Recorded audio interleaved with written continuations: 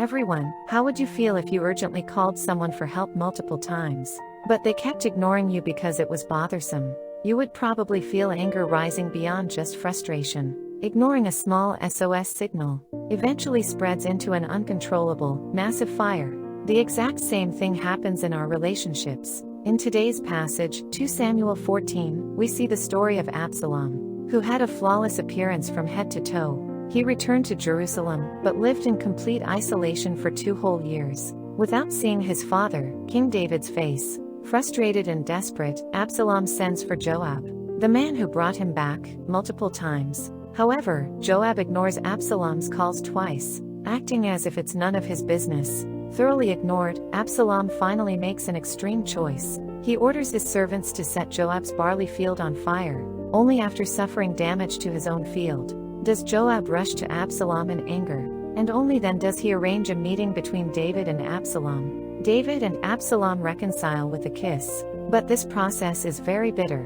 What if Joab had responded just a little more sensitively to Absalom's desperate calls and needs from the beginning? The extreme situation of a field catching fire, and the tragedy of a father and son's relationship being severed for 2 more years, could have been prevented.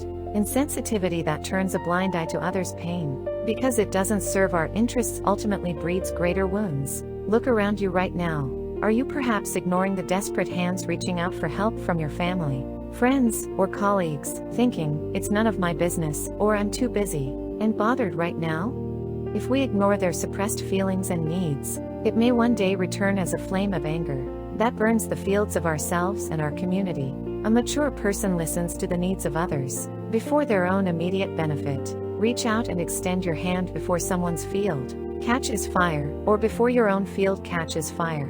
That is the life of becoming a channel of reconciliation and restoration that God desires from us. Today, whose desperate need am I completely ignoring, with the excuse of being busy or bothered? God, give me the maturity to understand and fill the needs of others before my own immediate benefit. Let genuine reconciliation and restoration happen in broken relationships through my small acts of consideration. Amen. If today's meditation blessed you, please hit like and subscribe. If you decide to live a life that responds first to the needs of others, declare in the comments, "I will reach out first." I bless that the Lord's peace flows through you. Shalom.